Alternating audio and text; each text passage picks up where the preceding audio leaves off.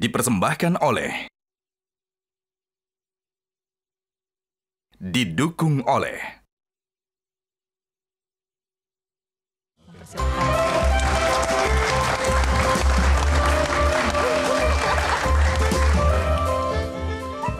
Iya, kembali lagi nih bersama Pak RW lagi di sini. Ya. Kita kedatangan tamu istimewa ya Pak RW. Iya, silakan. Saya sudah menghubungi, mengusahakan supaya beliau dua ini bisa datang ke sini. Ya. Silakan kalau ada yang mau disampaikan silakan. Pertanyaan apa aja boleh asal bertanggung jawab. Oke, tapi sebelumnya nih kita mau minta Pak RW mungkin ada sambutan dulu nih untuk Pak Menteri kita tuh udah datang ke sini. Kan biasanya sambutan Pak RW. Oke. Saya Pak RW, kamu bukan nggak bisa sambutan. Pak RW berdiri, kita ikut berdiri. Ya, menyambut kedatangan para pejabat di RW kita, Pak. Oke. Pantun, Pak. Oh, pantun ya. Assalamualaikum warahmatullahi wabarakatuh. Waalaikumsalam. Bapak dua, ibu dua. Bapak. Ya, kan tulisannya Bapak dua. Iya.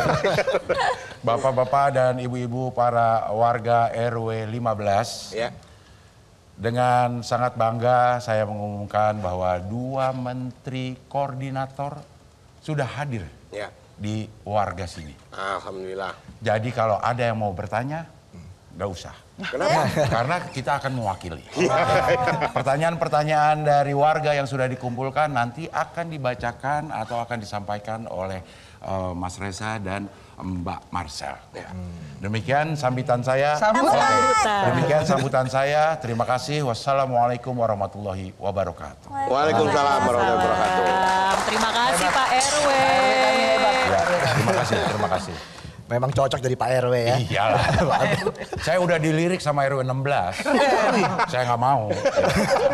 Kenapa tuh? Transfer. Iya, karena saya warga 15 masa aja. Silakan. Oke, langsung aja kita ngobrol dengan Pak Zulhas dan juga Gus Imin. Apa kabar Gus Imin, Pak Zulhas? Baik ya. Mungkin saya ke Pak Zulhas dulu sama pertanyaan saya tadi dengan senang hati. Dengan wakil kita di DPR ya, yaitu apa kabar Indonesia? Nah kalau ditanya seperti itu bagaimana jawaban Pak Zulhas? Ya saya jawab pakai cerita boleh? Silakan. Sekarang ada film yang lagi rame banyak yang nonton. Akhirnya saya tertarik, Reza saya juga ikut nonton ya. Saya pikir fiksi tapi film itu ternyata banyak terjadi di tengah-tengah kita. Ada seorang ibu terjerat rentenir, ya. Punya anak satu,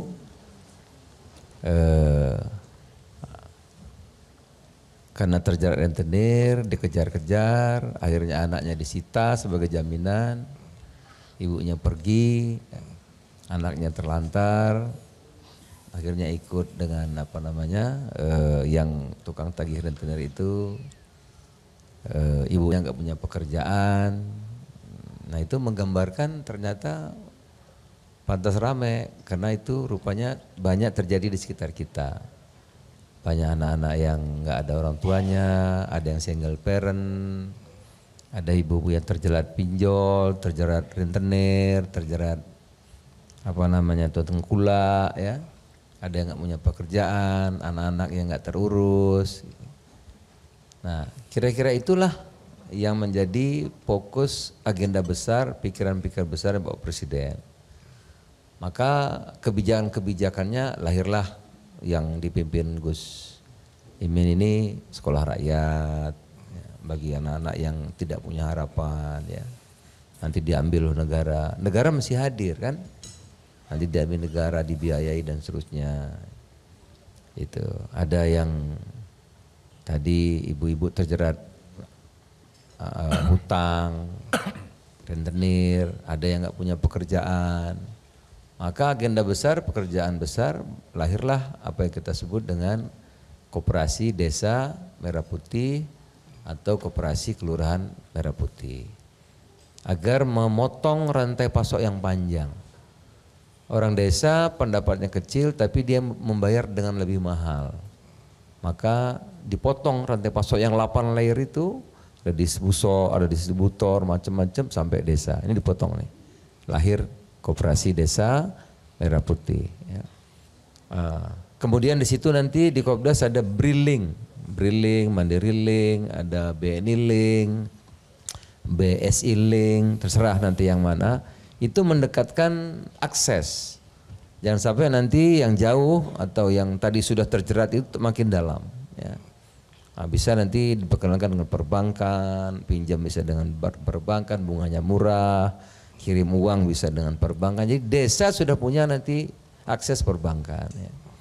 Apalagi ya hasil pertanian nggak tertampung, busuk buahnya, sayurannya busuk, atau kalau nelayan ikannya akhirnya murah karena nggak bisa tahan lama. Maka di sana nanti di Kopdas itu akan disediakan cold storage gitu ya. Jadi intinya koperasi desa itu adalah pemberdayaan. Memang bukan bagi-bagi uang, Reza. Kalau dulu Kopdas kan, koperasi kan ambil uang dari APBN dibagi-bagi, namanya simpan pinjam, habis pinjam nggak balik lagi. Namanya KUD, ketua untung duluan. Ini enggak bagi-bagi duit, enggak ada. Ini pemberdayaan yang paling penting ada keberpihakan negara, negara hadir, badan usaha milik negara kita berpihak mempermudah perizinannya. Dan ada bisnis model usahanya sehingga nanti desa itu akan ada pusat-pusat kegiatan ekonomi untuk mencegah tadi ya, ada rentenir, ada tengkulak, akses yang susah, kegiatan tidak ada, pekerjaan tidak ada. Masa semua pekerjaan misalnya mulai dari tambang, dari tanam sawit, bikin minyak, bikin warung, semua dikuasai 1-2 orang. Kita harus mendidik rakyat kita juga kreatif ya, pemberdayaan akan berdaya sehingga nanti bisa produktif. Itu kira-kira Reza antara lain. Ya. Terima kasih Pak. Dari penjelasan tadi sudah jelas sekali bahwasanya nanti di koperasi itu juga ada yang namanya untuk BRI Link, BNI Link, Mandiri Link. Karena selama ini di desa kita cuma ada maling Pak. Jadi itu. Tapi ya memang salah satu musuh utama kita ya koruptor itu memang. Nah itu Pak. Ya. Selain kemiskinan ya, kemiskinan, kebodohan itu juga musuh kita yang harus kita atasi bersama-sama. Ya. Tadi ngomong-ngomong soal kebodohan nih, tadi kan itu harus kita berantas juga ya. Salah satunya kan ini ada program sekolah rakyat dari pemerintah. Nah mungkin Gus Imin, gimana nih perkembangan sekolah rakyat kalau warga di sini ya Pak RW ada yang butuh pendidikan di sekolah rakyat tuh gimana sih caranya Gus? Ya, terima kasih. Sejak pemerintahan baru Pak Prabowo ini memang dilakukan langkah-langkah terobosan gitu ya, yang memungkinkan mengatasi problematika yang panjang. Salah satu yang tidak pernah berhenti adalah kemiskinan. Kemiskinan ini harus dicari jalan keluar yang bersifat jangka pendek, ada yang bersifat jangka menengah, jangka panjang, ada yang bersifat memutus mata rantai kemiskinan. Nah, salah satu yang harus kita akui jujur bahwa kemiskinan yang paling bawah di desil 1 yang disebut kemiskinan ekstrim ini tidak bisa diatasi kecuali dengan meningkatkan percepatan kualitas pendidikan. Perbaikan sekolah, kurikulum, metode belajar, peningkatan mutu guru dan seterusnya kita tempuh. Tapi harus ada langkah cepat yang bisa dilakukan sebagai terobosan agar yang paling bawah desil 1 yang paling miskin ekstrim ini, yaitu karakternya 3, putus sekolah, tidak memiliki fasilitas belajar yang memadai di rumah, kemudian bahkan tidak punya motivasi untuk bersekolah. Nah, berdasarkan data-data yang baru ini, kita sejak adanya Kementerian Koordinator Pemberdayaan ini ada penyatuan semua data. Data tunggal sosial ekonomi ini menjadi jelas siapa yang paling miskin yang harus diatasi cepat. Nah, dalam hal inilah melalui pendidikan. Siapa yang masuk di situ? Yang paling miskin dan yang paling membutuhkan tempat belajar yang memadai. Bagaimana merekrutnya? Merekrutnya tidak melakukan pendaftaran. Tapi Kementerian Sosial berdasarkan data-data itu menjemput kepada anak-anak yang dalam posisi yang paling miskin. Tidak punya rumah, rumahnya sangat tidak layak, kemudian tidak memiliki tempat fasilitas pembelajaran, dijemput, dikumpulkan di sekolah rakyat. Jadi kalau kelas Pak RT yang sudah begini ya nggak boleh. Ini Saya hanya Pak RW, untuk Pak. Saya Pak RW. Pak RW. Alhamdulillah. Ya. Apalagi Pak RW. Malah nggak boleh. Nggak boleh. Jadi dijemput. Jadi rekrutmennya jemput bola. By data berarti Pak ya? By data. Data diverifikasi, didatengin, dilihat, baru dimasukkan ke sekolah rakyat. Ini terobosan cepat, di mana selain jalan-jalan biasa, harus ada jalan-jalan cepat. Nah, Pak Prabowo suka melalui jalan-jalan cepat. Makan bergizi, koperasi desa, sekolah rakyat. Jalan cepat supaya apa? Pemerintah cepat hadir, suasana yang tidak segera teratasi bisa teratasi. Karena itu sekolah rakyat adalah jalan memutus mata rantai kemiskinan melalui pendidikan cepat.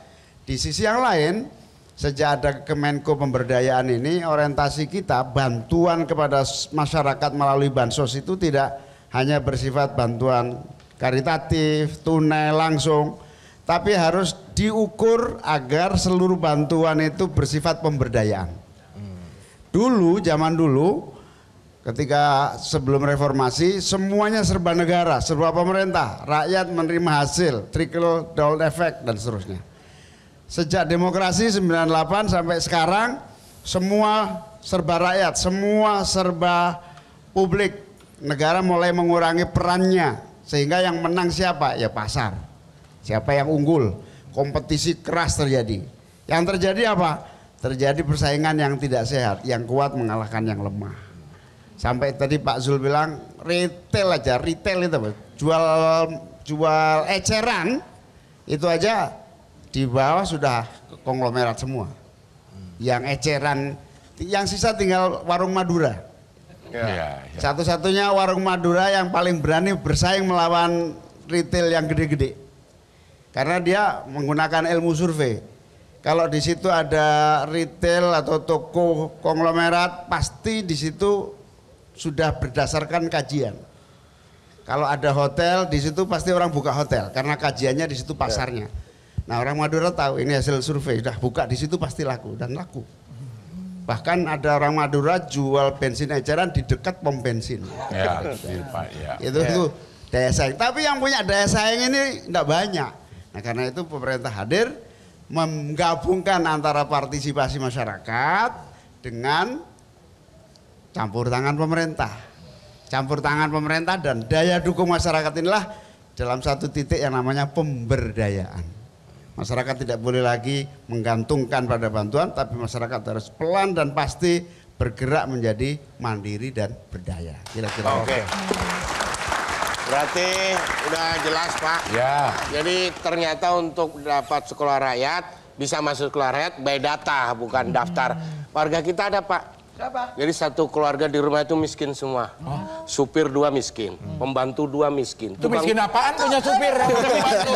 Gimana? Tapi di dalamnya rumah orang miskin semua itu Pak. Di Kalau punya dalamnya. supir dia nggak miskin Iya. juga. Nggak miskin ya. Ada warga kita yang jago nyanyi juga. Oh Pak iya, RW. Oke. kebetulan Pak Menteri kita juga punya warga yang jago nyanyi. Betul. Jadi selain diberikan pencerahan-pencerahan tentang program-program pemerintah, kita akan bikin suasana hati itu jadi lebih tenang. Betul. Ada seorang penyanyi, siapa warga kita itu namanya? Itu loh yang suka ini sakit-sakit. Apa? Cakar kan? Cakrakan. Cakrakan. Coba tolong dipanggil Mas Oke, Akbar. siap-siap. Ya. Nanti akan menghibur kita ya. Iya. Oke, dengan Iya. lagu-lagu. Ini nggak pakai royalti kan Pak?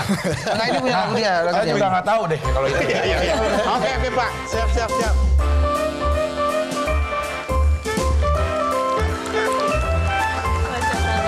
Silakan. Ya. Kita belum nyanyi dulu tapi ya, kita ngobrol dulu gimana. Dia emang kemana-mana bawa mic sendiri emang. Iya. Soalnya kan saya nggak dikasih mic.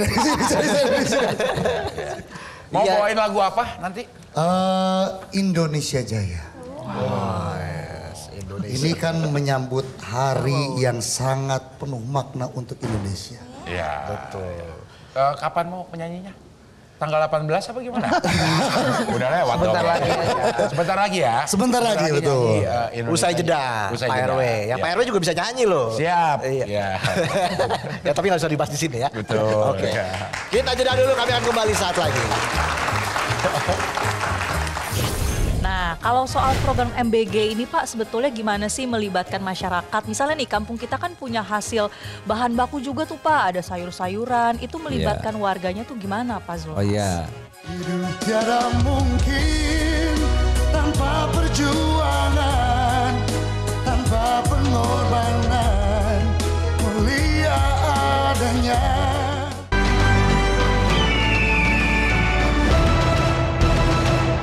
Dipersembahkan oleh Jelajahi cara baru mendapatkan informasi. Download Metro TV Extend sekarang.